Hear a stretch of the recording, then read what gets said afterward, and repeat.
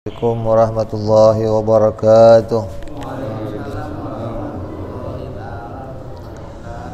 Al-Fatihah ila ruhi Sayyidina Habibina Syafi'ina Rasulillah Sayyidina Muhammad ibn Abdullah sallallahu alaihi wa alihi wa sahbihi wa ashabihi wa duriyatihi anna Allah ya'li darajatihim bil jannah wa yanfa'una bi asrarihim wa anwarihim wa ulumihim wa nafatihim wa barakatihim fid dini wa dunya wal akhirah wa yaj'aluna min hisbihim yarzuquna mahabbatahum ويتوافانا على ملتهم ويحشرنا بزمرتهم بالعافية وسلامة لهم الفاتحة. أعوذ بالله من الشيطان الرجيم. بسم الله الرحمن الرحيم. الحمد لله رب العالمين الرحمن الرحيم مالك يوم الدين إياك نعبد وإياك نستعين اهدنا الصراط المستقيم صراط الذين أنعمت عليهم غير المغضوب عليهم ولا الضالين آمين. بسم الله الرحمن الرحيم.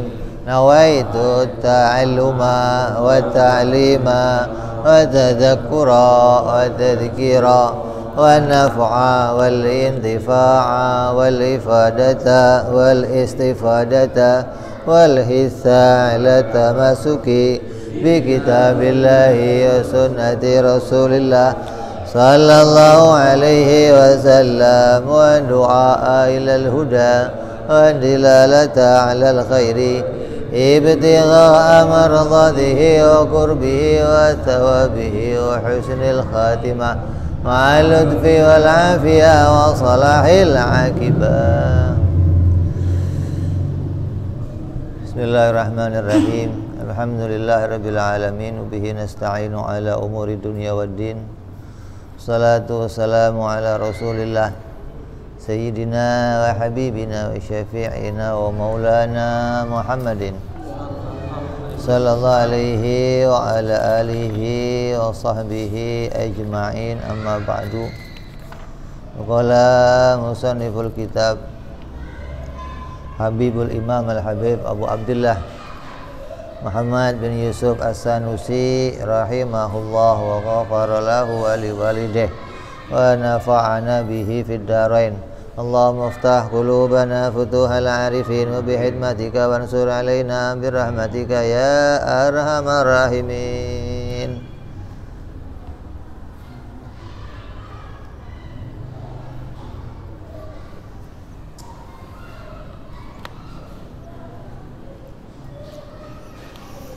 Kemarin sudah kita bahas tentang Alhamdulillah. Ini sudah kita bahas tentang Alhamdulillah.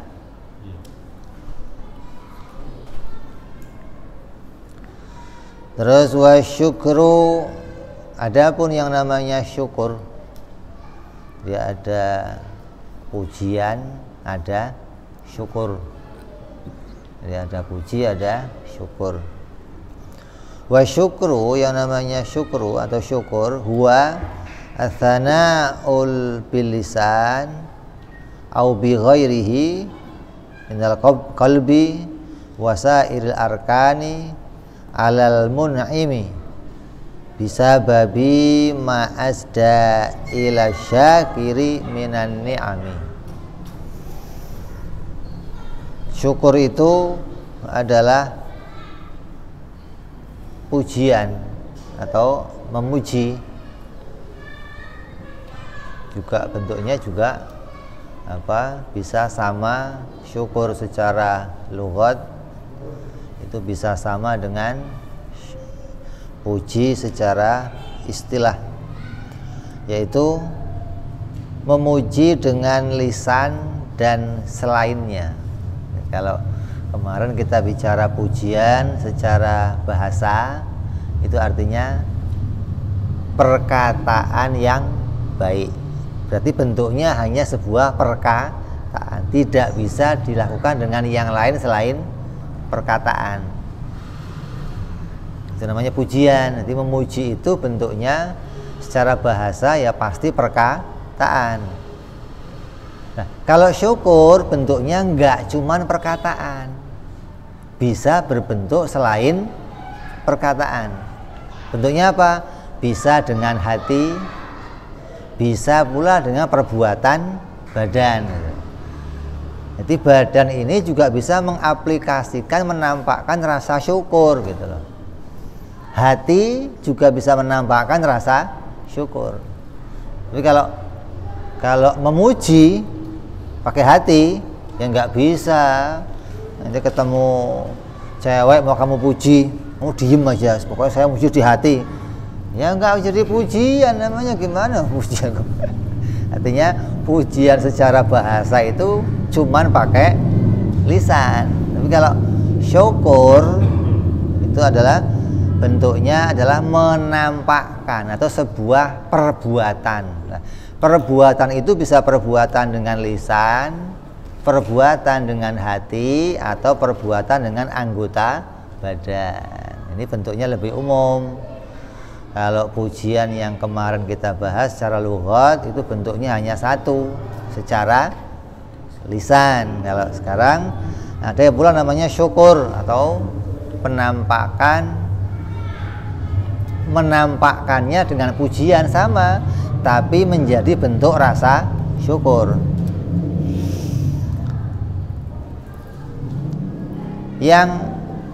Yang alasan syukurnya itu adalah dikarenakan adanya satu kenikmatan. Syukur itu nggak bisa kalau nggak dapat kenikmatan, nggak bisa. Beda sama pujian kemarin. Kalau pujian walaupun nggak dapat kenikmatan bisa saja kita muji. Kayak kamu lihat orang yang soleh, kamu kan nggak dapat apa-apa, tapi kamu puji, mantap, kamu soleh banget sih. Nah, ini bisa jadi timbul sebuah pujian. Tapi kalau syukur nggak bisa kalau nggak datang dari sebuah pemberian. Ketika ada pemberian, maka baru ada bentuk namanya syukur. Ketika kamu ingin memuji kepada sang pemberi gitu loh. Jadi memuji pada sang pemberi ini bentuknya bisa menjadi rasa syukur. Lah bentuk syukurnya bisa pakai ucapan, bisa pakai hati, bisa pakai perbuatan badan.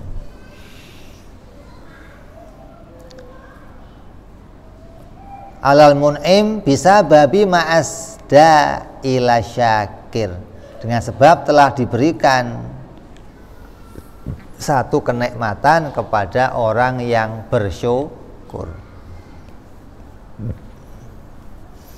Jadi kalau kita ngucapin alhamdulillah, ini bisa jadi maknanya pujian, bisa jadi maknanya rasa syukur.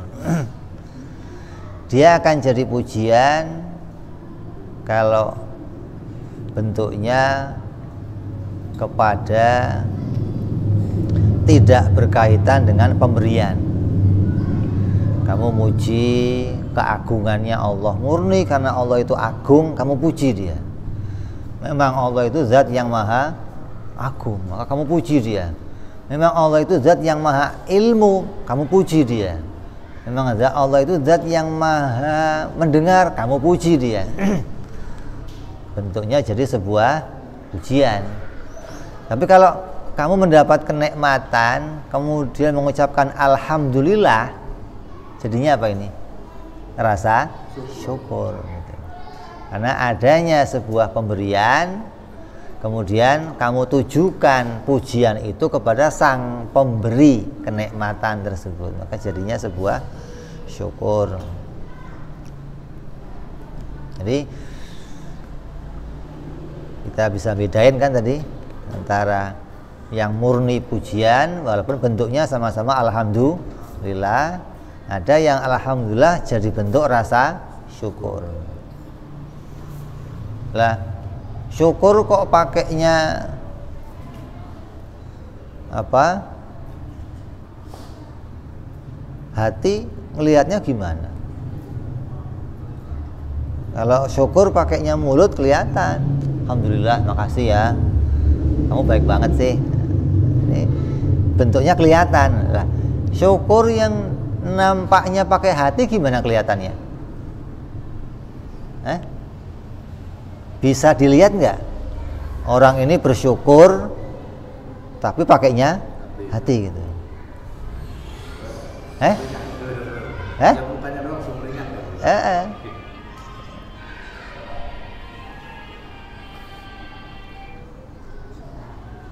Oke.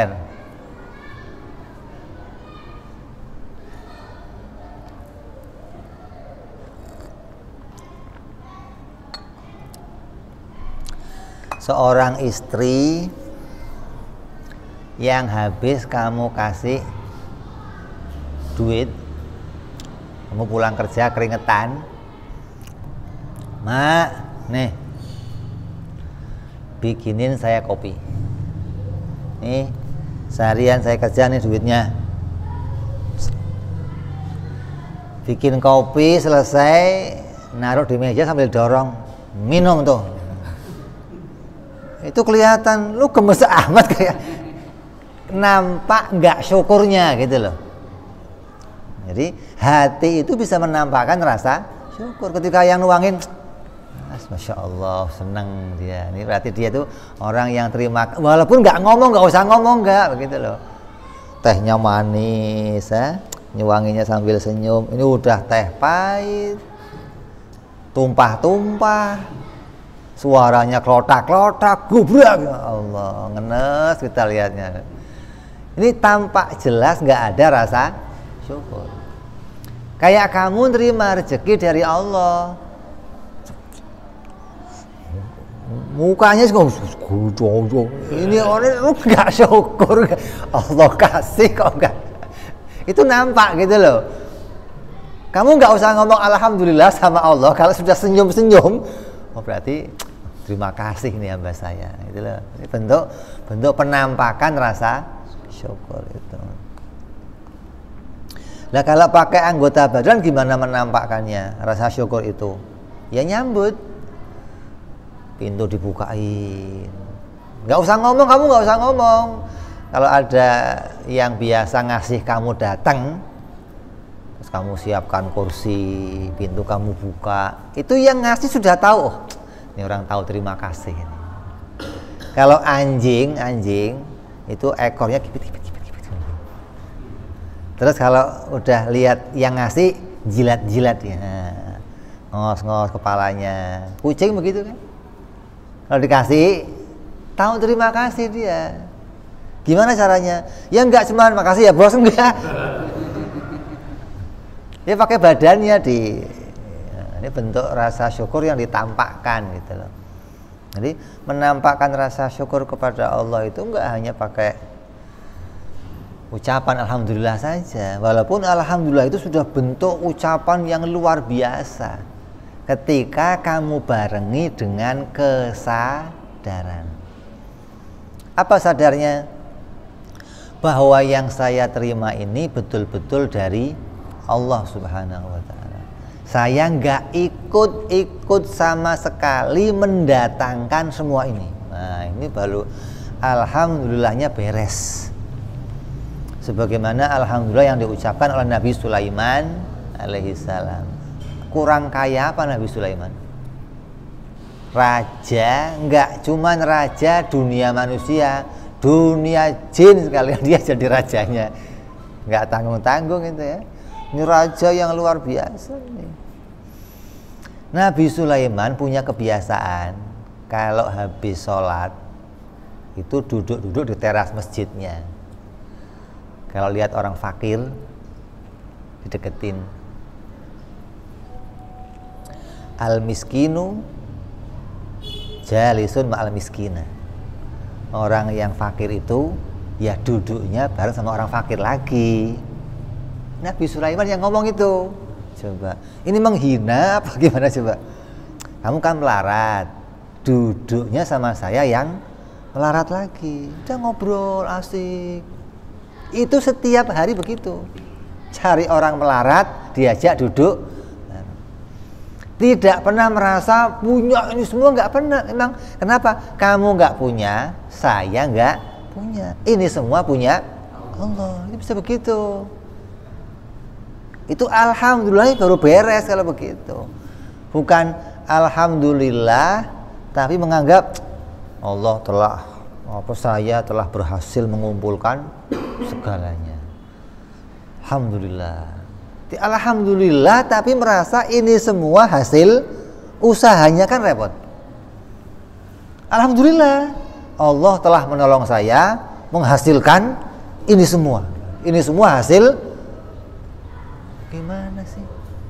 Jadi alhamdulillah separuh-separuh maksudnya. Ini separuh buat Allah lah gitu. Separuh buat usaha diri. 50-50 gimana masa? Jadi bentuk rasa syukurnya itu betul-betul ngakuin saya nggak ikut punya ini semua. Ini semua murni yang mendatangkan Allah. Tidak ada ikut serta saya sama sekali. Nah itu baru beres. Kalau masih kamu ikut serta, entah ada usaha. Memang semuanya Allah. Tapi kalau saya nggak nyari, nah ini loh. Tapi kalau saya nggak nyari, begitu dapat gimana? Alhamdulillah, tapi separuh untuk Allah, separuh untuk untung saya nyari. Kalau saya nggak nyari, nggak dapat. Nah, gimana coba? Ini nggak beres begitu, nggak beres. Alhamdulillahnya nggak beres. Sampai seorang imam besar ini menguji bagaimana keadaan meyakini Allah itu betul-betul sang pemberi rezeki,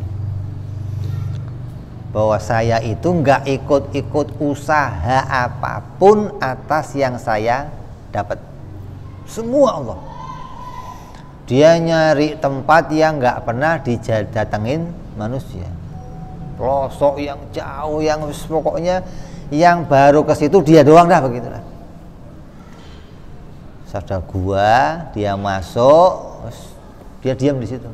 Dia nggak ngapa-ngapain, sholat yang enggak, baca-baca yang enggak, duduk.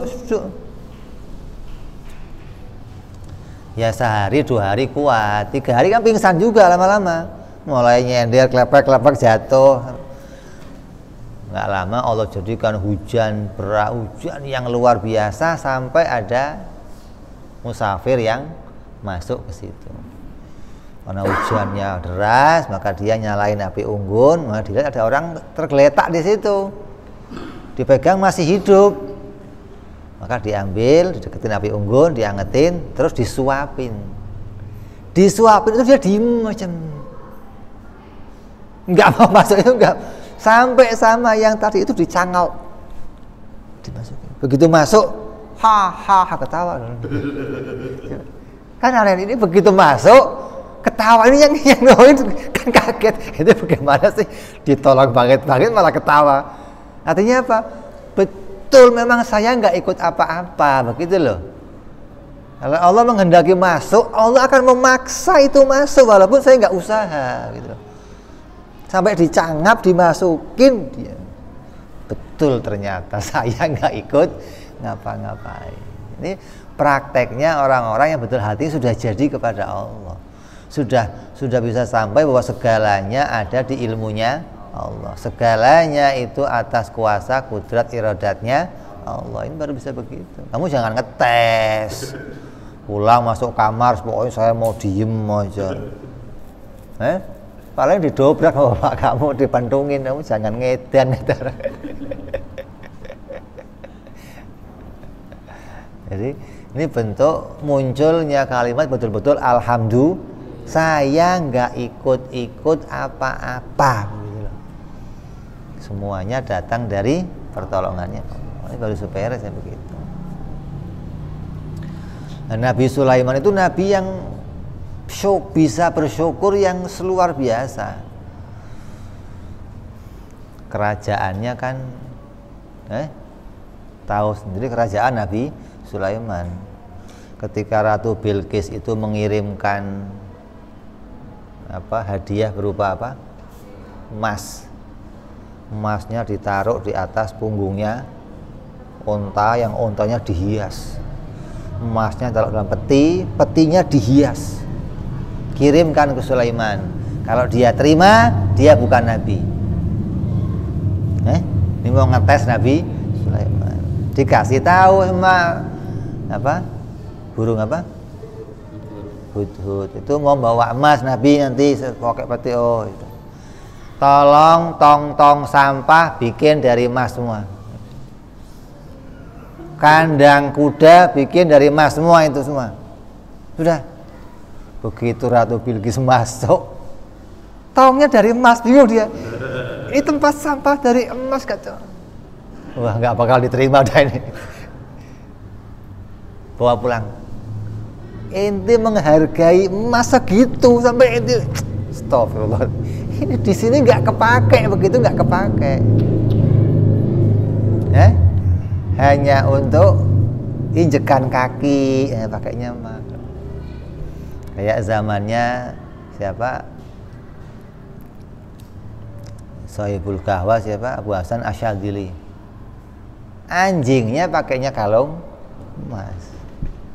Kucingnya pakai kalung emas. Kalau anjingnya pakai kalung emas, kira-kira istrinya pakai emas enggak?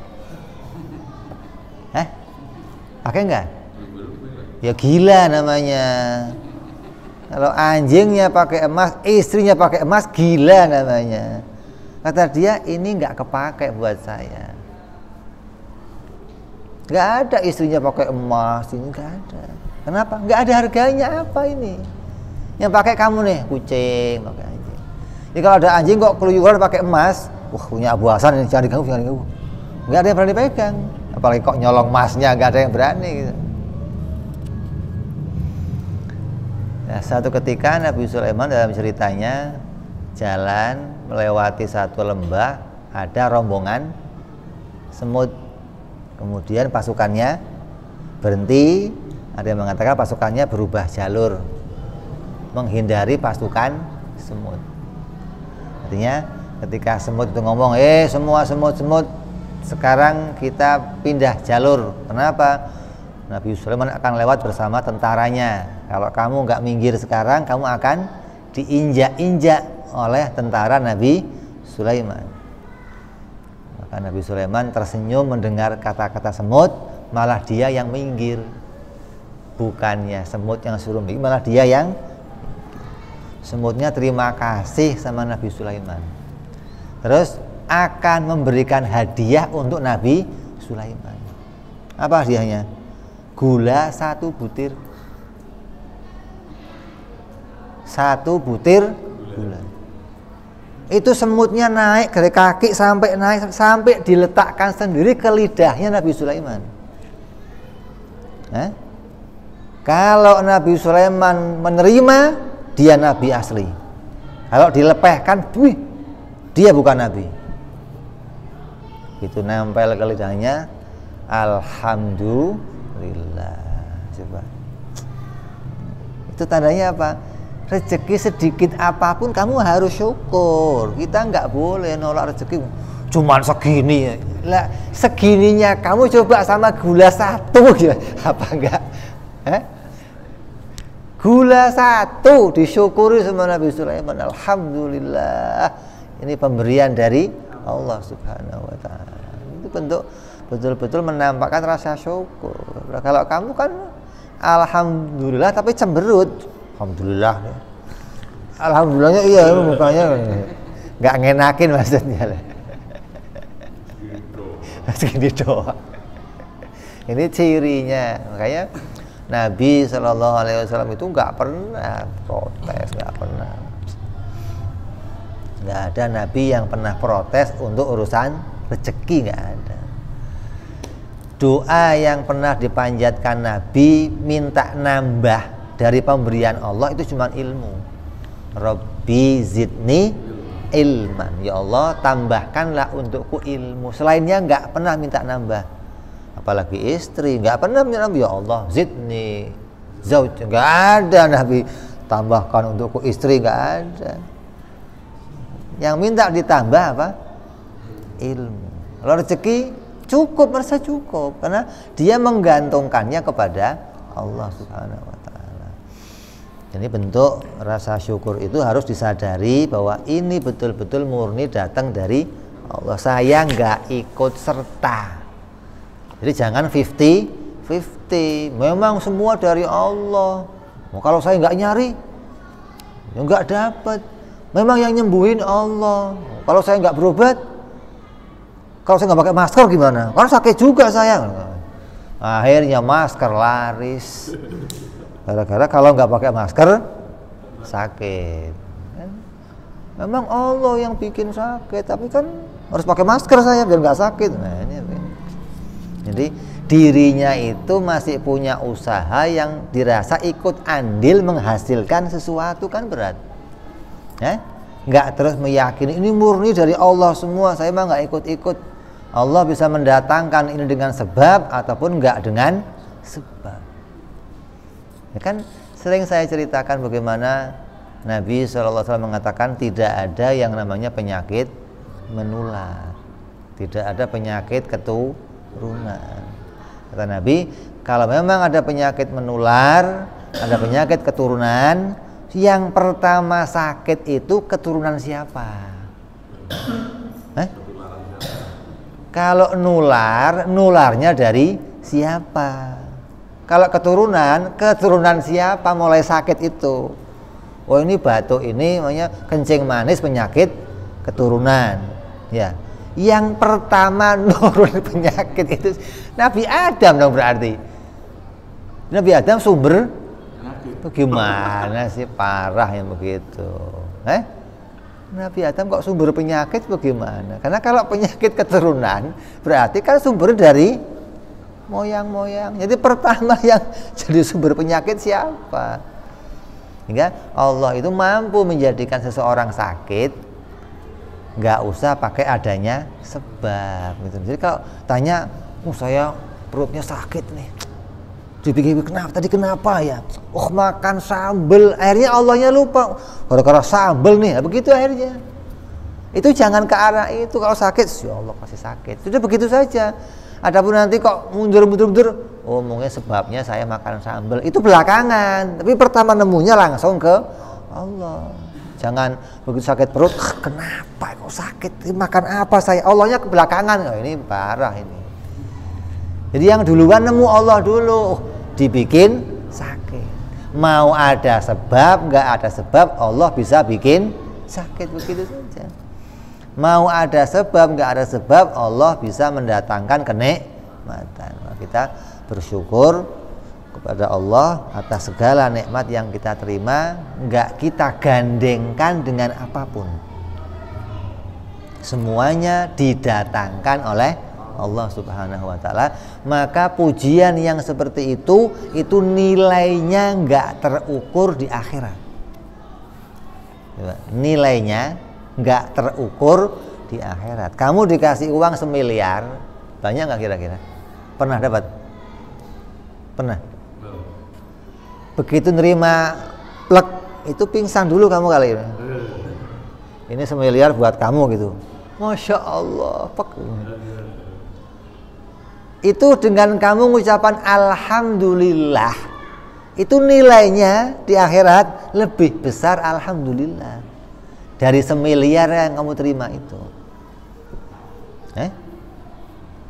Jadi ucapannya ringan alhamdulillah, tapi hati kamu sampai kepada Allah bahwa Allah yang mendatangkan ini, itu nilai yang istimewanya. Bukan cuman bentuk pujiannya saja, tapi pengakuan datangnya ini dari itu luar biasa. Ini nggak semua orang bisa mengakui begitu, nggak bisa. Rata-rata orang menolak, dianggap bukan datang dari Allah, datang dari dirinya sendiri. Yang lebih parah datang dari mbah-mbah. Makasih mbah, mendatangkan rezeki mbah. Lah yang rada mending apa? 50-50. Kalau saya nggak usaha ya nggak dapet. Ini 50, nggak boleh. Kita harus murni, ini datang dari. Maka sering ada tulisan hadza min fadli Rabbi. Di mobil-mobil suka tulis hadza min fadli Rabbi, di rumah-rumah dia.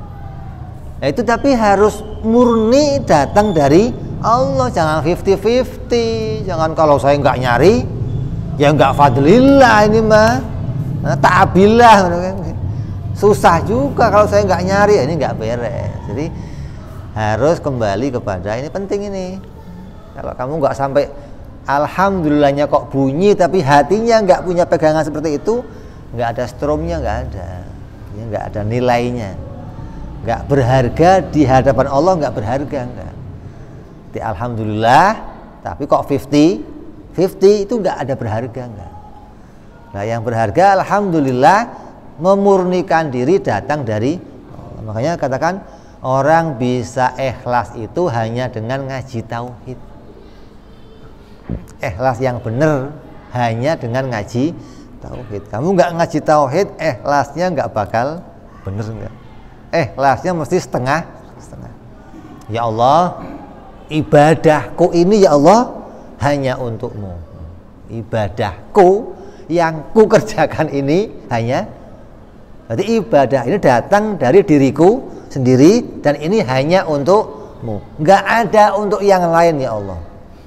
Itu tauhidnya tingkat yang paling rendah, yang nggak ngaji tauhid sudah itu, yang menganggap bahwa dirinya bisa beramal dan amalnya hanya untuk Allah.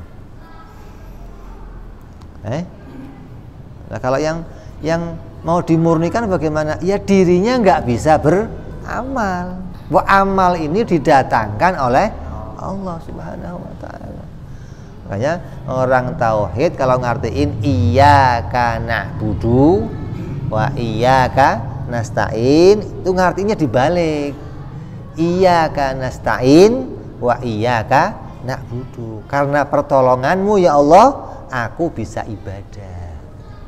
Bukan aku ini ahli ibadah ya Allah dan aku hanya minta tolong kepadamu ya Allah. Enggak begitu. Jadi aku bisa dengan pertolonganmu, hanya dengan pertolonganmu aku mendapatkan ibadah. Aku dijadikan ibadah. Kalau mau ngartiinnya, apakah orang ahli akidah bisa dibalik ngartiinnya, hingga betul-betul membuang amal yang datang dari diri kita sendiri. Jadi akui bahwa amal yang datang dari saya ini, yang saya terima amal ini didatangkan oleh Allah. Saya punya amal, tapi amal ini didatangkan oleh Allah, bukan dari diri saya sendiri.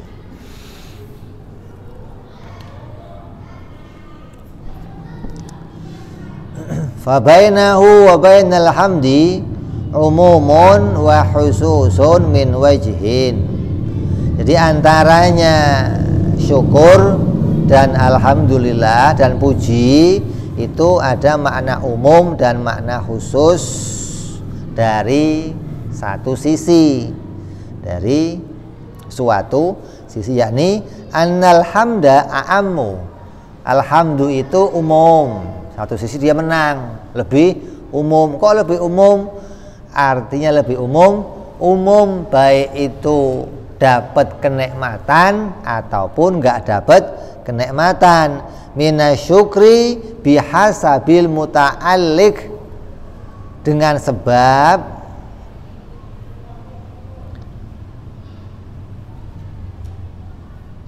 dengan mempertimbangkan muta'alliq yang berkaitan dengannya, yaitu sebab li'annahu yata'alaku bil kamali sawa'un kana lil ihsan au ghairihi, yang berkaitan dengan kesempurnaan baik berupa kebaikan ataupun selainnya. Ini lebih umum maksudnya. Artinya saya bisa mengucapkan alhamdulillah itu baik karena dapat kenikmatan ataupun enggak dapat kenikmatan. Saya lebih bisa mengucapkan alhamdulillah atau bisa memuji sesuatu. Muji orang soleh nggak harus dapat kenikmatan. Muji berlian nggak harus dapat kenikmatan. Berarti pujian pakai lisan lebih umum. Baik dapat nikmat boleh, nggak dapat nikmat juga boleh. Wa syukru la yata'allaqu illa bil ihsan. Adapun syukur dilihat dari arah ini, maka dia tidak lebih umum tapi lebih khusus. Kenapa? Karena dia hanya untuk sesuatu yang bentuknya kebaikan. Kalau nggak dapat kebaikan, nggak bisa memunculkan rasa syukur. Tapi kalau memuji itu tidak harus mendapatkan kebaikan. Walaupun nggak datang kebaikan, saya boleh aja muji siapa aja. Kamu muji Cina juga boleh. Lu bagus amat rumahnya lu, boleh aja. Walaupun dia nggak ngasih apa-apa ke kamu, karena bentuknya lebih umum, sebuah pujian tentang sesuatu yang memang layak untuk dipuji. Gitu loh. Ada orang bisa bikin pesawat, Habibi, kamu muji Bibi, pinter banget sih kamu bisa bikin pesawat. Kamu pernah nggak muji Allah karena Allah pintar? Pernah nggak? Ente sering kali muji orang karena orang itu pintar. Pintar bikin bangunan, pintar. Nah, Allah itu pintar, Allah itu berilmu yang tak terukur, tapi nggak pernah kamu puji. Allah itu pintar banget sih, nggak pernah begitu. Kamu pernah? Karena nggak pernah berpikir ke arah itu, hingga nggak pernah muncul kesempurnaan sifat Allah itu mendatangkan sebuah pujian kepada Allah. Ya Allah. Ini kalau ulama-ulama kita nyontohnya apa? Kalau kamu dikerubutin nyamuk, yang kamu kerjain apa? Dikasih itu, apa itu? Buat apa itu? Pengusir nyamuk atau untuk menjauhkan nyamuk. Padahal nyamuk itu didatangkan ke kamu biar kamu muji Allah. Ini lu lihat bikinanku, ini nyamuk itu mesti kamu muji nyamuk. Masya Allah, pinter banget Allah bikin nyamuk. Kamu nggak pernah mikir, paling kepakai dong. Apa sih? Nggak pernah kita. Padahal kalau kamu melihat ini sebagai bentuk pujian, sempurna. Sampai kali di antara hewan yang disebut di mana? Di Quran adalah semut. Apa? Nyamuk. Innallaha la yastahyi apa? Sebenarnya Allah itu tidak malu ayyahluqa ma ba'udatan. Menciptakan seperti nyamuk, menciptakan sesuatu yang seperti nyamuk. Allah nggak malu. Maka orang Arab ngomong, apa Allah Tuhan kamu Muhammad kok nyebut-nyebut nyamuk? Nah, nyamuk ini ciptaan yang luar biasa. Karena hebat, saking hebatnya Allah menyebutnya dalam Al-Quran. Ini kalau kita berpikir, melihat betul-betul itu agung mulia, kita muji, ya Allah, pinter banget. Engkau bisa bikin nyamuk, hewan yang sekecil ini, ya ada matanya, ada kupingnya, ada kakinya. Ini suruh bikin kaki nyamuk aja keder. Ada apanya itu? Jarumnya. Bolong lagi jarumnya. Bolong nggak? Ini bikin yang sekecil itu susah, apalagi pakai bolong ini. Nyamuk ada yang laki-laki, ada yang perempuan. Kawin nggak? Ada itunya nggak? Seberapa? Itunya ada uratnya nggak? Uratnya seberapa? Ini urat kamu aja bikinnya susah, ini uratnya nyamuk kan. Kalau kamu nador akan muji Allah kamu, subhanallah. Sangat berilmunya engkau ya Allah, menciptakan makhluk seindah ini, sehebat ini lah, bisa terbang, pakai bersuara lagi. Ente kalau mau bikin suara sulingan apa namanya buat burung aja gedenya segini baru bunyi. Ini Allah bikin suara Pak. Subhanallah. Maka muncul pujian ketika melihat satu kesempur. Nanti pujian yang bentuknya seperti itu lebih umum gitu loh. Baik kamu itu dapat nikmat, kamu bisa muji dia, ataupun nggak dapat kenikmatan. Wa syukru, adapun syukur bisa juga jadi lebih umum. Minal hamdi, dari pujian, bihasabil mahalli, dengan mempertimbangkan tempatnya. Li'annahu yakunu lil lisani wa bil qalbi wa bisairil jawarih. Kalau tadi alhamdu itu hanya bisa pakainya lisan, pakainya kalam, kalau syukur bentuknya tempatnya lebih umum. Di mana lisan bisa, hati bisa, anggota badan bisa. Nanti lebih umum. Alhamdu lebih umum dari bentuknya, artinya baik itu dapat kenikmatan atau tidak, tapi peletakannya pada lisan. Syukur tempat kejadiannya lebih khusus, apa? Hanya dapat kenikmatan, tapi peletakannya atau prakteknya lebih umum. Bisa dalam bentuk lisan, dalam bentuk hati, dalam bentuk pekerjaan badan. Kalau syair, dikatakan dalam sebuah syair, afadatkumun na'ma, kenikmatan yang kalian berikan kepadaku minni thalathah, itu ada 3, yadi walisani wa dhamirul muhajjaba, yaitu syukur dengan tanganku atau anggota badan, syukur dengan lisanku, dan syukur dengan hatiku yang tersimpan. Ini syair mengatakan demikian. Jadi kalau kita dapat kenikmatan, maka kenikmatan yang kamu berikan itu terlahir dariku 3 perkara. Artinya tiga bentuk rasa syukur. Baik itu syukur yang saya keluarkan pakai lisan saya, syukur yang saya keluarkan pakai anggota badan saya, atau syukur yang saya keluarkan pakai hati saya. Walhamdu la yakunu illa bil lisan. Adapun alhamdu itu tidak bisa demikian kecuali dia hanya bisa dikeluarkan pakai lisan. Ini apa? Umum dan khususnya pujian dan syukur. Ini syukur yang seperti ini dikatakan syukur secara lughat. Nanti kalau ada lagi bentuk syukur secara istilah. Kalau dilihat dari bentuknya, syukur itu bisa pakai 3, bisa pakai lisan, bisa pakai apa? Perbuatan, bisa pakai hati. Ini syukur dalam bentuk lughat.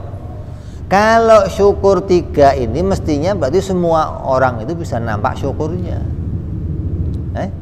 Semua orang bisa lebih banyak nampak syukur. Kenapa? Karena jalannya untuk syukur itu banyak. Bisa lisan, hati, bisa perbuatan. Tapi Qur'annya ngomong wa qalilun min ibadiyasy syakura.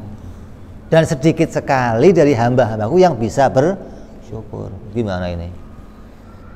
Ini ulama bahas lagi, itu makna syukur secara istilah. Artinya syukur yang betul-betul diperintahkan oleh Allah Subhanahu wa taala. Bagaimana?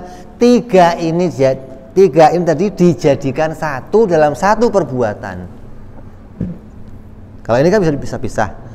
Bisa pakai lisan sendiri, bisa pakai badan sendiri, bisa pakai hati sendiri. Nah, kalau syukur istilah 3-nya ini dijadikan satu dalam satu perbuatan.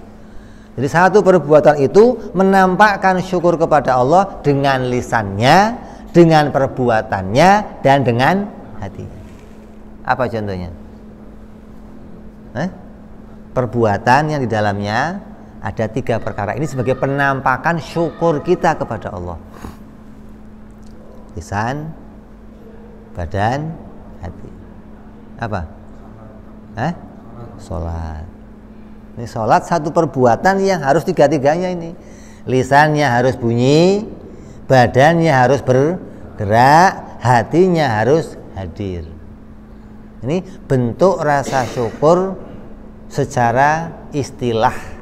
Nah, Tapi sedikit orang yang melakukan sholatnya untuk syukur gitu loh.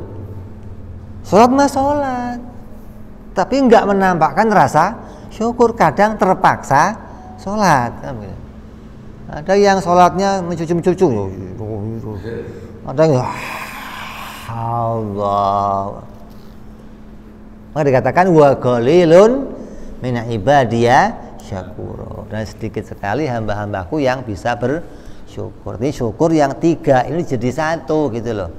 Kalau cuma alhamdulillah banyak, artinya ada orang yang betul-betul bisa menampakkan ini. Jadi kita ini, sholat kita itu harusnya jadi bagian menampakkan rasa syukur kepada Allah atas semua yang diberikan oleh Allah Subhanahu wa ta'ala. Jangan sampai sholat kita itu jadi bentuknya satu perbuatan yang diperintahkan oleh Allah yang terpaksa kita kerjakan. Kalau nggak diperintah, saya nggak mau sholat. Kalau nggak diperintah, saya nggak mau sholat. Gimana sih? Nah, kita ini walaupun nggak diperintah, ya mesti akan cari jalan untuk bisa bersyukur.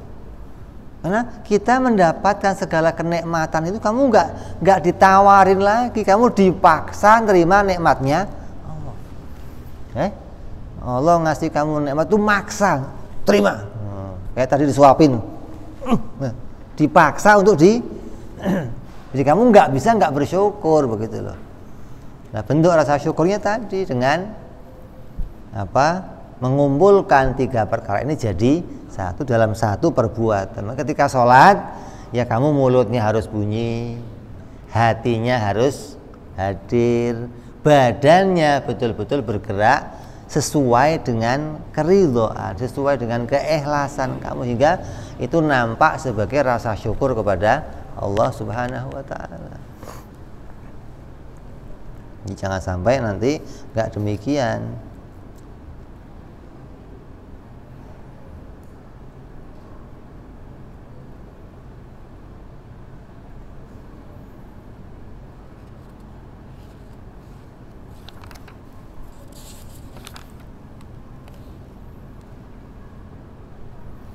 Oh, ini diringkas langsung. Jadi itu bentuk satu yang harus kita pahami. Jadi ada syukur, ada pujian, ada syukur. Semua nabi-nabi Allah itu ahli syukur semua. Semua nabi-nabinya Allah. Kenapa?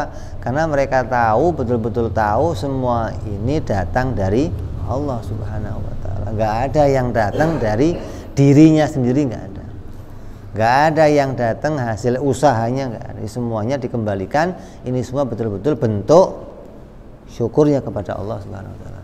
Nabi SAW pernah sholat sampai kakinya bengkak. Ketika istri beliau nanya, wahai istriku, wahai suamiku, engkau telah dimaafkan oleh Allah dosa sebelum kamu dan dosa setelah kamu. Ini kenapa ini sholat kok sampai bengkak begini? Apa jawabnya Nabi? Apa saya nggak boleh jadi hamba yang bersyukur? Ini bukan, kan kamu nggak diperintah begini, kata istrinya. Allah perintah kamu sholatnya biasa-biasa aja. Kok kamu sampai begini sholatnya? Ini untuk menampakkan rasa syukur saya kepada Allah, syukur yang luar biasa kepada Allah Subhanahu wa ta'ala. Di antara syukur yang harus kita pahami demikian, bahwa kenikmatan itu betul-betul murni datangnya dari Allah, kita nggak ikut serta. Ini jangan sampai lupa, ini penting masalahnya. Jadi kalau sampai kita kok 50-50, maka jadinya sesuatu yang nggak ada nilainya di hadapan Allah Subhanahu wa ta'ala. Bahkan kita katakan kemarin, penduduk surga yang nikmatnya begitu luar biasa, yang nggak terukur itu gantinya bukan pakai sholat lagi. Kalau di dunia kan kita dapat rezeki, dapat macam-macam, disuruh ibadah, suruh sholat, suruh haji, suruh zakat, suruh. Nanti di akhirat kamu dapat macem-macem, cuman suruh ngucapin alhamdulillah, gitu doang. Coba nikmatnya begitu indah, begitu nggak disuruh yang lain, nggak cuma suruh ngucapin alhamdulillah, apa nggak enteng nanti? Tapi alhamdulillahnya yang berbobot, jangan alhamdulillah begitu. Gimana sih? Kayak anak kamu kasih sesuatu tapi dia nggak senang gitu loh. Nerima tapi mukanya mencucu begitu. Ini yang sering kali nampak pada diri kita ya ini. Artinya nggak bisa menampakkan sesuatu itu betul-betul secara sepenuhnya untuk Allah Subhanahu wa taala, nggak bisa. Walhamdulillah yakunu illa bilisan, dan pujian hamid itu tidak bisa diletakkan kepada yang lain kecuali di dalam lisan. Ini pujian secara lughat maksudnya. Kalau puji secara istilah ya sama. Bisa dengan lisan, bisa dengan perbuatan, bisa dengan hati. Ini puji secara istilah. Karena maknanya nanti fi'lun yumbi'u, atau sebuah perbuatan yang ditampakkan. Tapi tetap, dan bentuknya juga umum, baik itu kenikmatannya itu untuk dirinya ataupun kenikmatannya untuk selain dirinya. Kayak anak kamu sakit, kamu obatin sehat, kamu ngomongnya apa? Padahal yang sehat kamu bukan. Tapi kamu yang alhamdulillah. Itu namanya pujian secara istilah. Allah perintahkan, ketika kamu melihat seseorang mendapat kenikmatan, maka kamu puji Allah. Alhamdulillah, Allah maha baik, kasih anak saya sehat, kasih istri saya sehat, kasih. Ini bentuk lain pula ketika melihat kenikmatan yang diberikan orang lain, yang diberikan oleh Allah kepada orang lain, tetap muncul pujian dari kita untuk Allah Subhanahu wa taala. Enggak terus mujinya Allah kalau saya yang dikasih. Bukan saya yang dikasih ngapain muji, kan enggak. Walaupun anak kita yang dapat, anak kamu lulus sekolah, kamu yang alhamdulillah ya Allah anak saya, padahal yang lulus anak kamu. Anak kamu kok kawin, kamu yang alhamdulillah ya Allah alhamdulillah. Ini bentuk apa? Satu kenikmatan yang Allah berikan yang datangnya kepada orang lain. Tapi kamu lihat sumber pemberinya, kamu tahu ini sumbernya datang dari Allah, maka kamu puji kepada Allah Subhanahu wa taala. Ya, jadi pujian-pujian ini bentuknya demikian. Sekaya apapun, sebanyak apapun pemberian yang Allah berikan kepada kamu, maka nilainya nggak bisa diukur dengan ucapan alhamdulillah yang kamu keluarkan, yang kamu balaskan, atau yang kamu jadikan sebagai amal perbuatan. Makanya jadilah orang-orang yang selalu bisa mengucapkan alhamdulillah. Lah, orang Jawa itu, khususnya orang Jawa, terdidik begitu. Terdidik untuk mengucapkan alhamdulillah. Untung rumahnya kebakaran, untung saya nggak ikut kebakar. Tabrakan, untung masih selamat. Untung, ini karena bisa melihat pemberian dari Allah. Ini istimewa ini. Nggak terus gara-gara terjadi musibah, isinya ngamuk-ngamuk semua, ini salah, ini salah. Tapi yang dilihat keuntungan. Kenapa? Karena melihat betul-betul yang ada ini semua pemberian Allah. Kok diambil separuh? Alhamdulillah masih untung ada separuhnya lagi. Enggak terus ngamuk-ngamuk, enggak kenapa atau enggak, karena tahu boleh saja ini pemberian Allah. Nabi Allah Ayub alaihis salam, gimana coba? Hartanya habis. Habis ludes hartanya. Kaya raya Nabi Ayub itu. Habis. Kasih laporan Nabi Ayub, harta kamu kebakar semuanya. Enggak apa-apa, punya Allah. Untung saya nggak ikut kebakar. Berita datang lagi, Ayub, anak kamu mati semua. Enggak apa-apa, punya Allah. Sampai dirinya dikasih sakit. Untuk ngomong, ya Allah, ambil penyakitku ya Allah, ganti dengan sehat, itu dia nggak mau, malu katanya. Yang ngasih ini Allah. Coba. Kalau dia pas doa, lapornya apa? Ya Allah, saya sakit. Itu doang.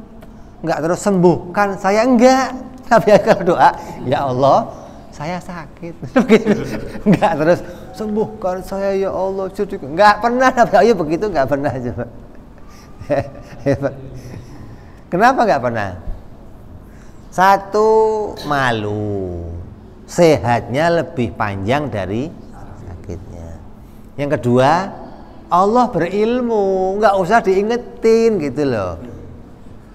Nah, kamu kan Tuhan ingetin Allah, ya Allah, listrik belum dibayar ya Allah, anak sekolah belum kebayar, Tuhan kamu ingetin dulu. Emang Tuhan nggak tahu loh, Allah nggak kan? Kok perlu diingatkan segala? Tahu nggak? Lu ngapain diingetin? Kayaknya nggak lega kalau nggak ngomong itu.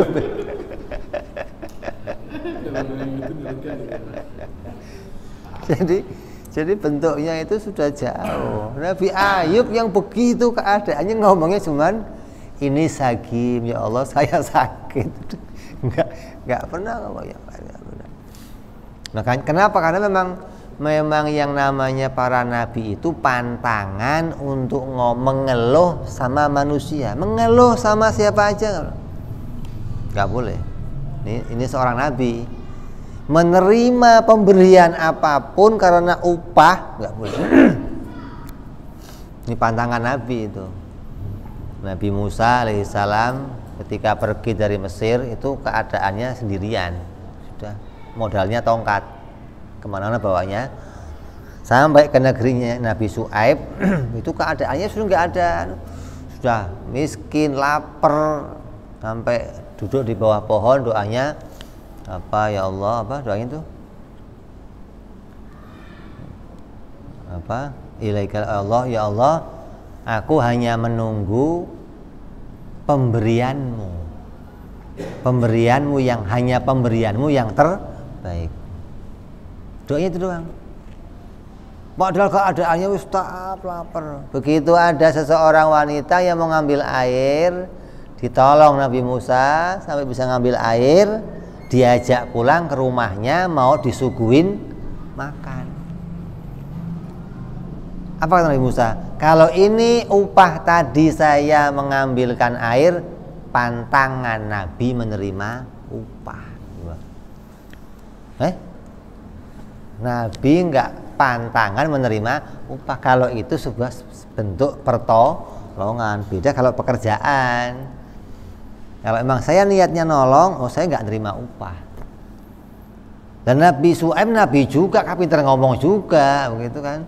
Oh iya, tahu. Saya cuma mau ngundang kamu makan. Apa kata Nabi Syuaib?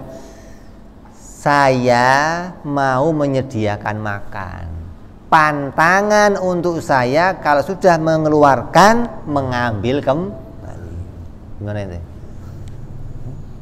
Kata Nabi Musa, pantangan untuk saya menerima. Kata Nabi Syuaib, sama, saya juga mau ngasih. Pantangan untuk saya menarik kembali. Jadi ini bukan upah. Oh bukan, makan Nabi Musa. Ini seorang Nabi begitu semuanya. Nggak ada Nabi yang gara-gara sedikit minta, nggak ada. Makanya dikatakan dalam surat Yasin itu kan ada apa?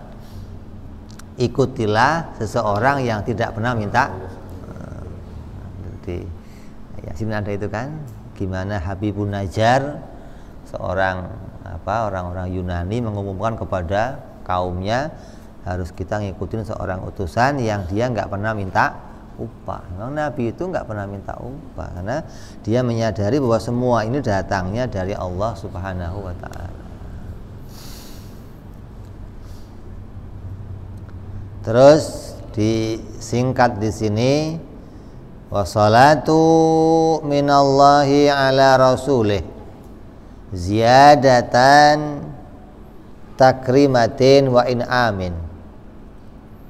Salawat dari Allah yang diberikan kepada, semoga terlimpahkan kepada Rasulullah Sallallahu Alaihi Wasallam adalah sebagai tambahan kemuliaan dan tambahan kenikmatan.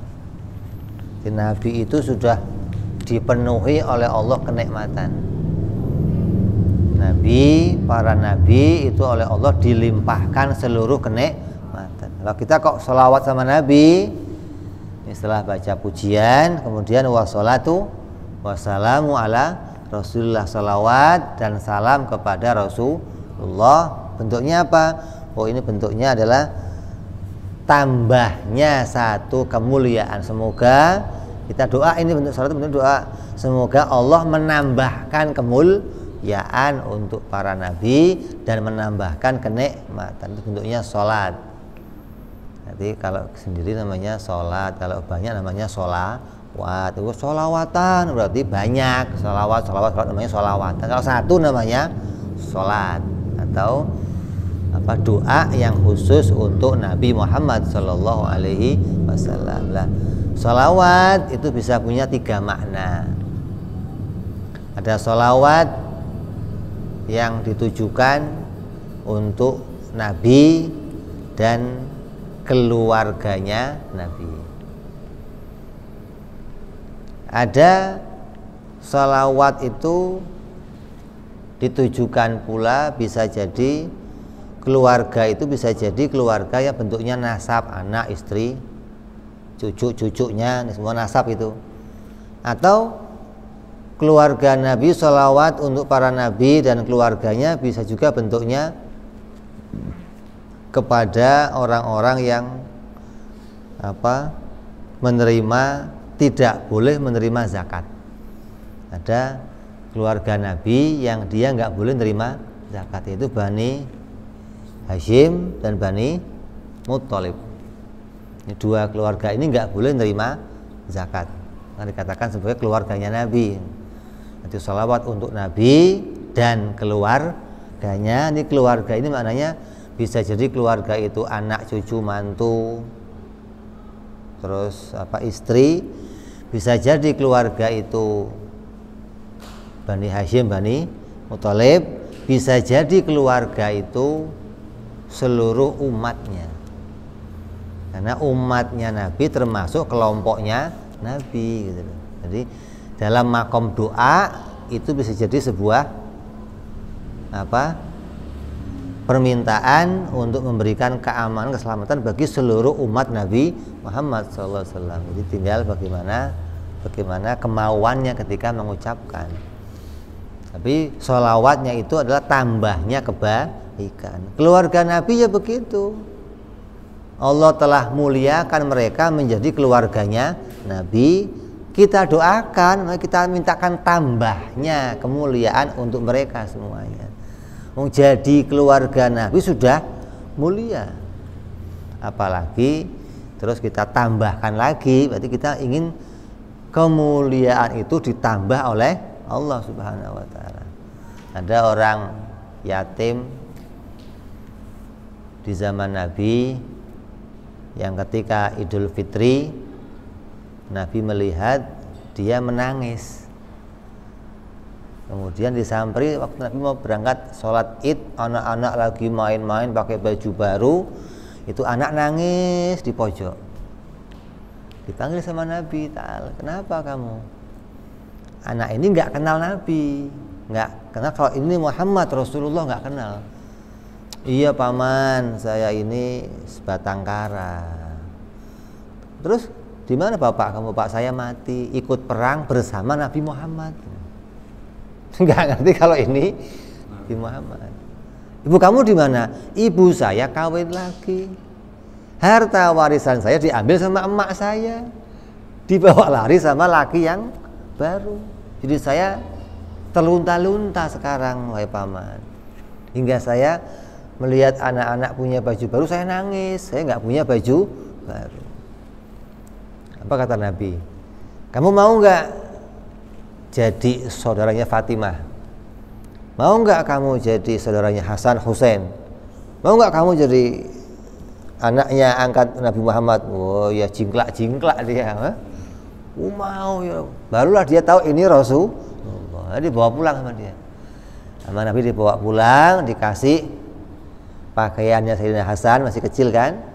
Nah, dipakein pakaian baru, dikasih uang, dikasih. Terus main dia keluar sama kawan-kawannya. Yang tadinya kawan-kawan lihat dia nangis, setelah masuk ke rumah Nabi, keluar senyum-senyum, ketawa-ketawa, main-main. Ditanya, kamu kok gembira banget kayaknya? Gimana nggak gembira saya? Saya diangkat jadi saudaranya Hasan Husain. Saya jadi keponakannya Fatimah dan Sayyidina Ali. Saya jadi anak angkatnya Rasulullah Shallallahu Alaihi Wasallam. Kata kawannya apa? Mulia banget. Kenapa kok bisa begitu? Karena bapak saya mati di medan perang bersama Rasulullah Shallallahu Alaihi Wasallam. Kata yang lain kenapa? Kenapa bapak saya nggak mati aja? Kurang aja. Kenapa bapak saya nggak ikut mati aja di medan perang? Biar saya mulia kayak kamu. Coba ini baru diangkat aja, diangkat jadi anak angkat, semua iri pingin jadi semua. Coba. Ya, apalagi diangkat betul-betul Allah pilihkan jadi anak keturunan Rasulullah Sallallahu Alaihi Wasallam. Ini bagian kemuliaan. Ketika Sayyidina Ali ditanya, Sayyidina Ali dikasih tahu oleh Rasulullah tentang kemuliaan ini, Sayyidina Ali nanya, ya Rasulullah, kenapa harus saya dan keturunan saya ya Rasulullah? Apa jawab Rasulullah? Apa kamu nggak ridho dengan keputusan Tuhanmu? Enggak terus, ya kan karena enggak. Jawabnya, apa kamu enggak ridho dengan keputusan Allah? Artinya ini sudah keputusan bahwa yang akan mendapat kemuliaan fulan, ini sudah keputusan Allah. Jadi enggak bisa terus kita, jangan saya, enggak ada pilihan, enggak ada. Kayak saya jadi nabi, ya enggak, saya enggak bisa milih, enggak. Jangan saya ya Allah, ya enggak bisa. Memang sudah pilihan Allah, kamu harus jadi nabi gitu. Jadi seseorang itu dipilihkan oleh Allah. Jadi kita bicara sholawat maknanya kemuliaan yang Allah berikan kepada Rasulullah. Nah, kita bersolawat maknanya memintakan tambahnya kemuliaan. Jadi Nabi itu sudah mulia, tapi kita minta ditambahkan. Nah, kemuliaan Nabi ada batasnya enggak? Ada nggak batasnya? Kemuliaan Nabi ada batasnya nggak? Sebagian ngomong ada batasnya, tapi secara hakikat yang nyata kemuliaan Nabi nggak ada batas. Kenapa? Allah mampu menjadikan surga yang nggak ada batasnya. Kenikmatan surga itu nggak ada batasnya untuk selama, terus nambah nikmat, nambahnya sampai kapan? Nggak ada batasnya. Jadi Allah mampu bikin sesuatu yang terus bertambah tanpa ada. Nah, nikmat untuk Rasulullah juga demikian, kemuliaan untuk Rasulullah juga demikian. Allah mampu menambahkan terus kemuliaan Rasulullah tanpa ada batas, terus naik terus. Ini secara hakikat harus kita imani demikian. Allah kuasa menjadikan Nabi Muhammad SAW terus bertambah kemuliaannya. Jadi kalau kita kok doa, ya Allah tambahkan kemuliaan untuk Rasulullah, doa ini nyampe enggak? Bermanfaat enggak? Ya bermanfaat sekali. Akan terus Allah tambahkan kemuliaan untuk Nabi Muhammad SAW.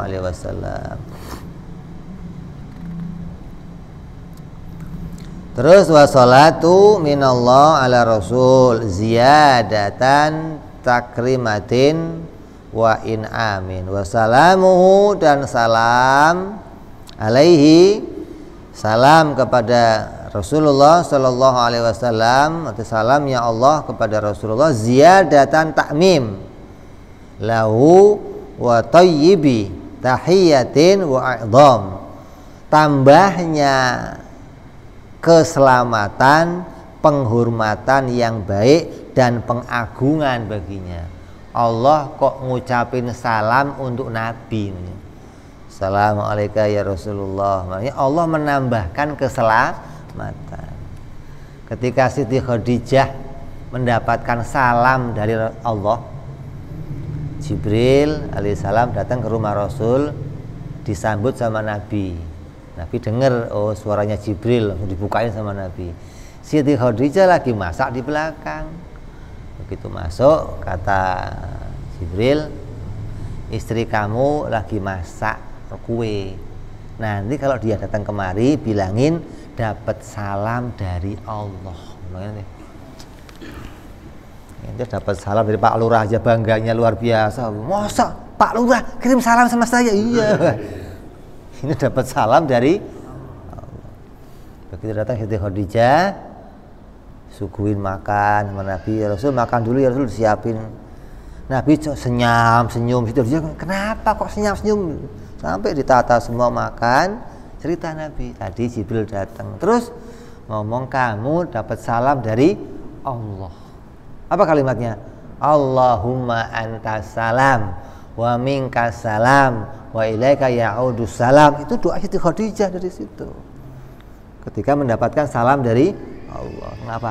Salam itu milikmu ya Allah. Jadi engkau bisa ngasih salam untuk siapa saja. Engkau yang bisa menjadikan keselamatan. Engkau berikan aku keselamatan. Hanya milikmu keselamatan ya Allah. Nah, Allah salam untuk Nabi, maknanya Allah menambahkan keselamatan. Nabi ini sudah wajib selamat. Nabi itu boleh masuk neraka. Itu murni jaiz akli. Jangan diomong di luar. Itu murni jaiz akli, akal murni menerima Allah itu boleh memasukkan siapa aja ke surga, boleh masuk ke neraka. Hatta Nabi gitu loh, akal murni. Tapi setelah bicara syariat, mustahil aridhi, begitu dong. Tidak mungkin Nabi itu masuk neraka, wajib masuk.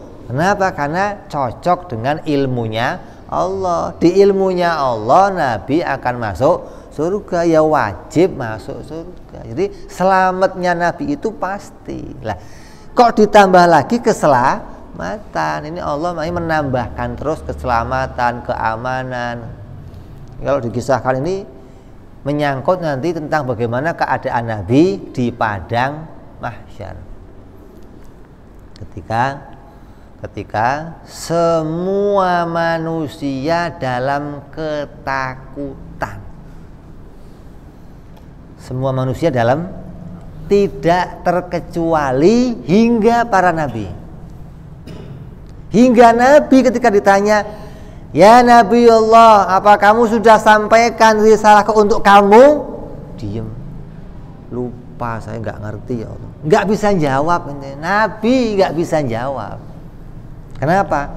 Saking dahsyatnya masa itu. Maka kita doa selalu ditambahkan keselamatan. Maknanya apa? Agar Nabi dikuatkan keadaannya pada masa itu. Karena Nabi senantiasa keadaannya kuat, keadaannya mendapat keamanan, keselamatan, kesentosaan, ketenangan. Setelah Allah berikan ketenangan, baru Nabi jawab, sudah ya Allah. Sebelumnya nggak ngerti ya Allah, jawab aja nggak bisa. Kayak contohnya beginilah, kamu dalam keadaan yang mencekam, keadaan yang dahsyat, ditanya tentang berapa anak kamu? Lupa saya, anak kamu lupa saya, anaknya sendiri aja lupa. Kenapa? Keadaan yang dahsyat, genting, menakutkan, mencekam hingga nggak terpikir gitu loh. Nah begitu Allah kasih ketenangan hati, Allah kuatkan hatinya, Allah berikan penguat di dalam hatinya, diberikan taufik, barulah bisa jawab sudah ya Allah. Ketika Nabi jawab sudah, umatnya dipanggil. Ini kata Nabi ini sudah nyampein ke kamu. Enggak bohong ya Allah, enggak pernah. Gimana?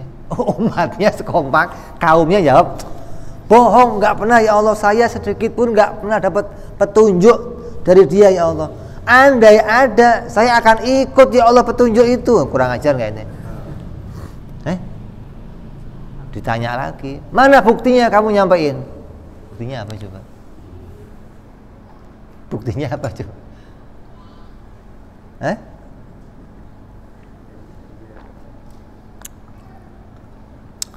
Buktinya apa? Kata nabi-nabi sebelumnya semua ini buktinya apa? Buktinya Nabi Muhammad SAW. Coba, aneh nggak ente? Nah kok bisa? Karena risalah ini sampai kepada Nabi Muhammad SAW. Nabi itu bukan bawa barang baru, gitu loh. Bawa barang yang sudah dibawa oleh saudaranya para nabi. Jangan dianggap nabi itu bawa barang baru, dulu belum orang yang nggak ada yang bawa seperti nabi yang bawa, dia orang pertama, nggak ada. Ini bersambung hingga kebenaran nabi-nabi sebelumnya karena adanya Nabi Muhammad. Apa buktinya? Nabi menyampaikan seperti yang saya sampaikan. Tandanya kepada mereka pun telah saya sampaikan. Ini istimewanya, hingga keselamatan semudah ditambahkan untuk Nabi Muhammad SAW dan juga semua nabi-nabinya Allah Subhanahu wa Ta'ala. Insyaallah kita akan mulai bahas nanti tentang kajian dalam ilmu tauhid, yaitu masuk dalam bab hukum akli insyaallah. Wallahu a'lam bishawab. Ila hadratin nabi. Al-Fatihah. Bismillahirrahmanirrahim. Alhamdulillahirabbil alamin arrahmanir rahim maliki yaumiddin. Iyyaka na'budu wa iyyaka nasta'in. Ihdinas siratal mustaqim. Siratal ladzina an'amta 'alaihim ghairil maghdubi 'alaihim waladdallin. Amin. Ya Rabbana i'tarafna bi annana iqtarafna wa annana asrafna 'ala ladha'i ishrafna fatub 'alaina tauba taghsilu kulli hauba wastur lana awradi amini rawati wa ghfir li walidina Rabbi wa mauludina wal ali wal ihwani wa sairil hilani wa kulli dhi mahabbah aw jiratin aw suhbah wal muslimina ajma' amin Rabbi fadlan wa judan manna la biktisabi minna bil mustafa rasuli nangdo bi kulli suli salam alaihi andal habbi wa alihi wa sahbihi dada ta'si suhbi walhamdu lil ilahi bil badi wa tanahi subhana rabbika rabbil izzati amma yasifun salamun alal mursalin alhamdulillahi rabbil alamin.